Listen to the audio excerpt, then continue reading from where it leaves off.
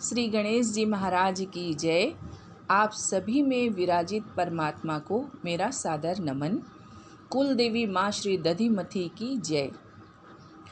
या देवी वरदा चराचरमयी मायामयी चिन्मयी शब्द ब्रह्ममयी परात्परमयी ज्योतिर्मयी वाङ्मयी सर्वैश्वर्यमयी महासुखमयी श्रद्धामयी धीमहि पायात् सा जगदम्बिका दधिमथी माता सदा श्रीमयी माता सदा वाङ्मयी।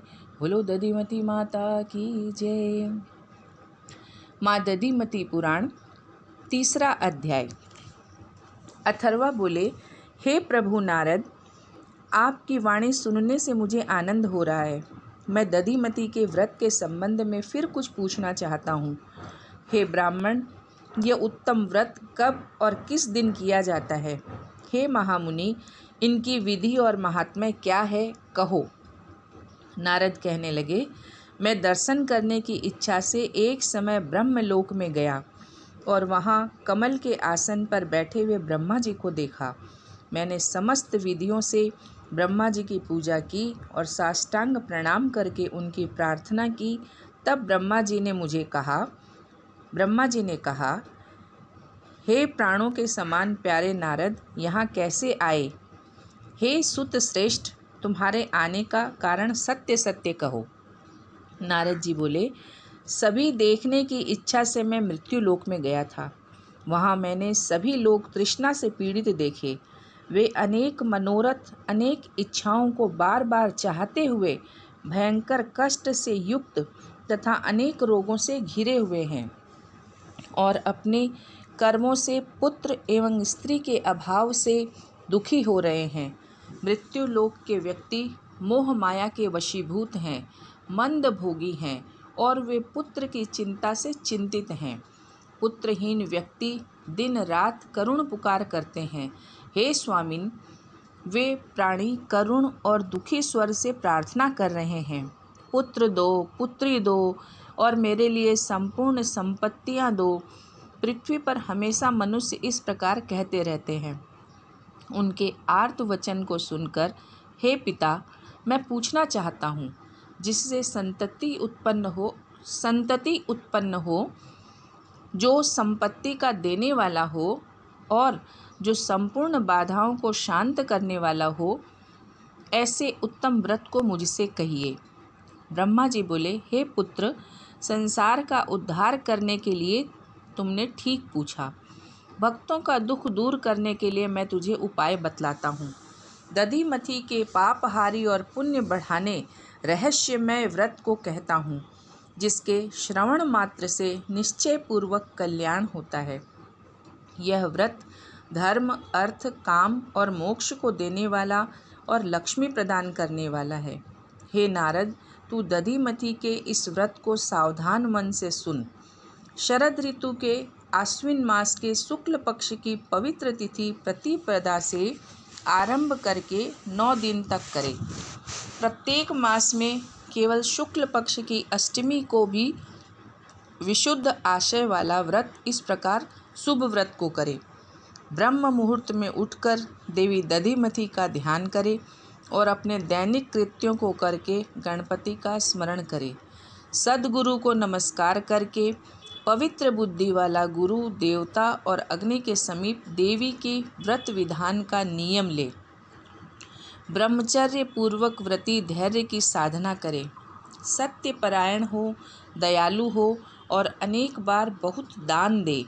काम, क्रोध, मद, मोह, मान और मात्सर्य तथा क्रोध एवं कपट के उत्पन्न करने वाले सभी कर्मों को छोड़ दे।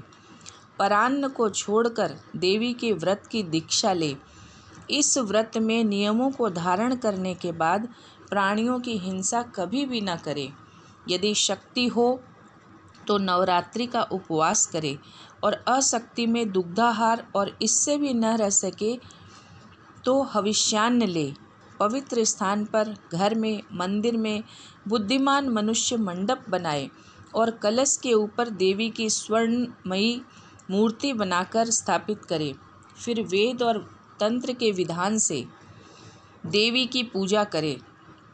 इसके बाद विधि पूर्वक पुराण का पठन तथा हवन करे। मूल मंत्र से घी मिली हुई खीर की अग्नि में आहुति दे।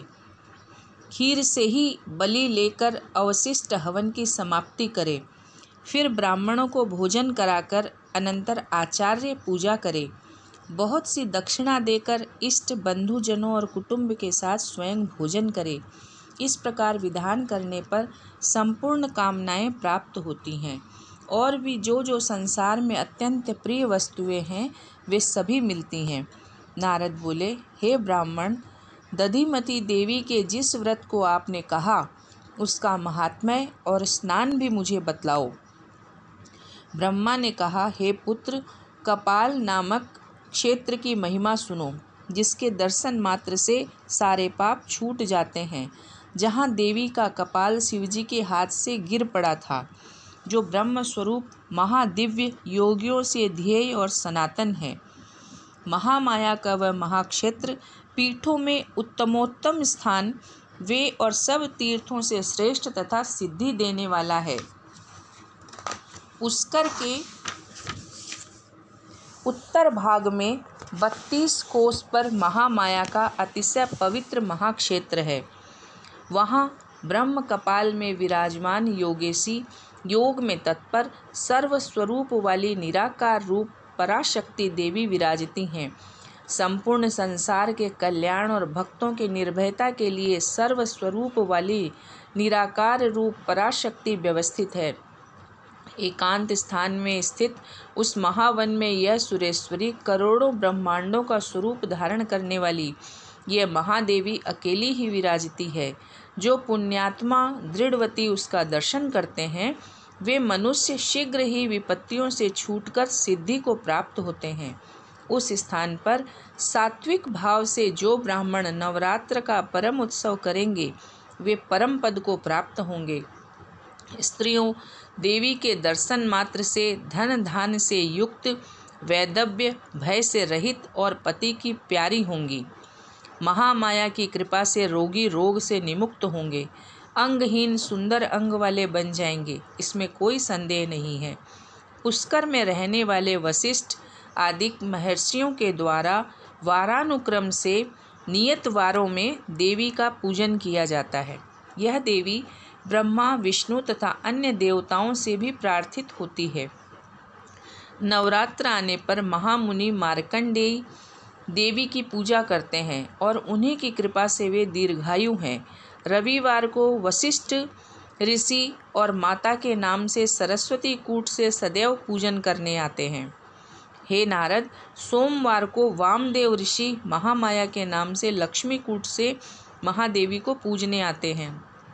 मंगलवार को कपिल मुनि भी स्वयं मूल प्रकृति नाम से काली कूट से हमेशा महादेवी को पूजने आते हैं। बुधवार को वह राजराजेश्वरी परादेवी तीनों कूटों से आने वाले सर्वदा अगस्त्य ऋषि द्वारा पूजी जाती हैं। बृहस्पतिवार को भी अथर्वा मुनि पराश्यामा नाम से हृदय के बीच ध्यान द्वारा उस शिवा देवी को पूजते हैं और शुक्रवार को अंगिरा ऋषि शारदा नाम से ओंकार जप से देवी की पूजा स्थिर चित्त से करते हैं। शनिवार को अत्रि मुनि मालिनी नाम से मालिनी छंद से कंद, पुष्प, चंदन द्वारा देवी की पूजा करते हैं।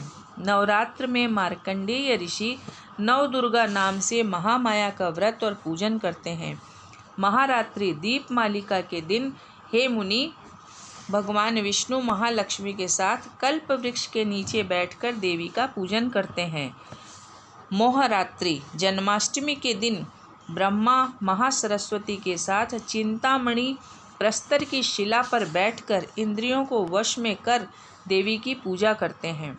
कालरात्रि शिवरात्रि के दिन भगवान शिव महाकाली के साथ कामधेनु के सामने बैठकर पुण्य को बढ़ाने वाली इस देवी की पूजा करते हैं। बोलो श्री दधिमती माता की जय।